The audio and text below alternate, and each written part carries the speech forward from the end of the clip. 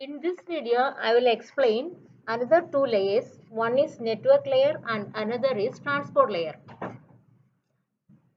The network layer is responsible for source to destination delivery of packet. The PDU at the network layer is known as packet.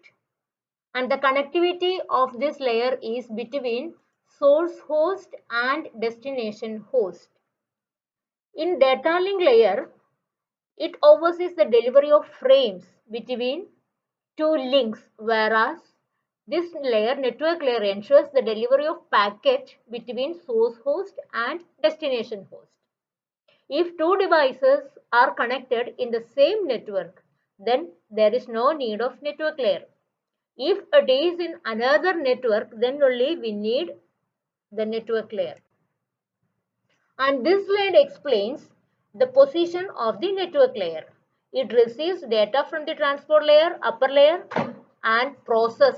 Process means it is adding header 3 and other information required for the processing are included in the header, and this is delivered to the lower layer. And at the receiving side, the network layer receives data from the data link layer and process the required information, and after processing, header is removed and the remaining packet is delivered to the transport layer. And the main functionality of the network layer is logical addressing and routing. In case of data link layer, there we used physical addressing. In network layer, here it is the logical addressing comes. If the packet passes a network boundary, that is between network to network, we are using the network layer. So if a packet passes the boundary of one network, then we need to reach it into another network. So we need another addressing system called logical addressing. And this logical addressing helps to identify the packet belongs to which network and which host. So this is what the meaning of logical addressing. Then another one is routing. Routing means when independent networks are connected, then we need to identify the route to which the packet has to be directed in order to reach at the correct destination. In this figure, we can see that A is one host system and F is another host system. The pink objects represents routers, and the duty of the routers is to route the packet to its correct destination. Suppose A is propagating a packet, and if it is towards the destination F, then it will reach at B, and the router at B is responsible for forwarding the packet to E, then it will be directed to F.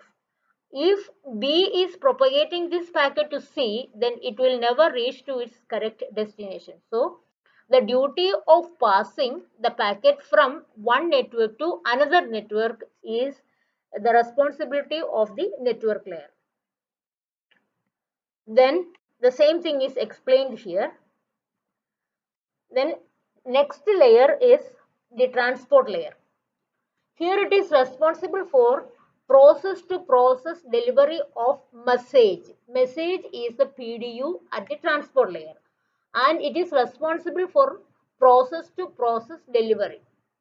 A process means it is an application program running on a host, whereas in the network layer it is responsible for source to destination host. It is responsible up to the machine level only. Then the duty of the transport layer is to propagate this into or propagate the packets into the correct application. The transport layer treats each packet as independent. That is, a packet is not in the correct order. Every packets are independent packets. Then the transport layer ensures the whole message arrives unbroken and in order at the transport layer.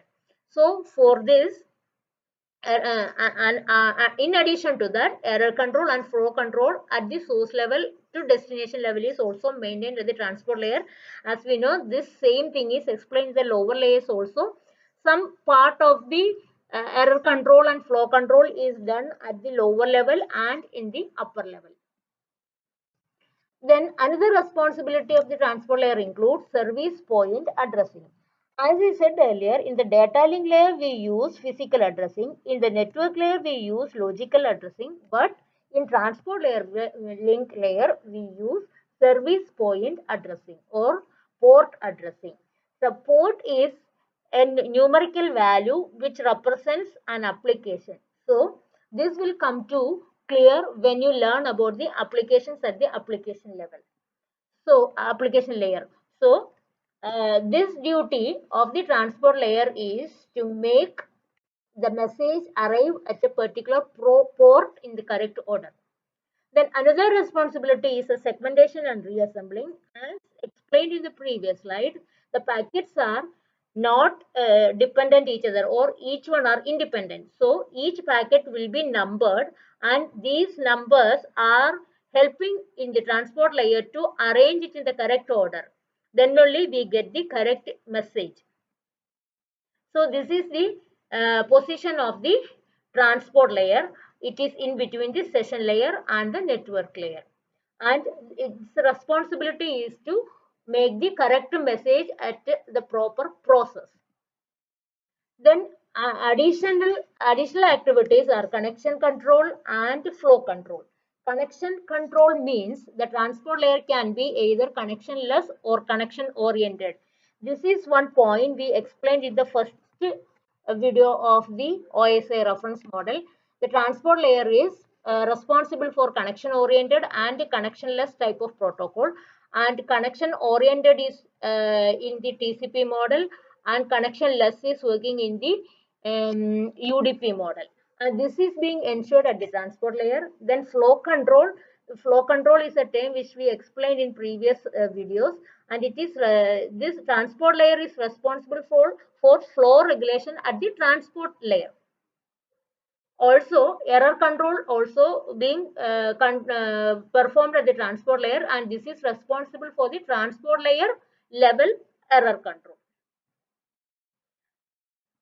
And this will explain the correct order of the delivery of messages between the process. So process is an application program running at the host machine, and this layer, transport layer, is responsible for process to process delivery. Network layer is responsible for host to host delivery.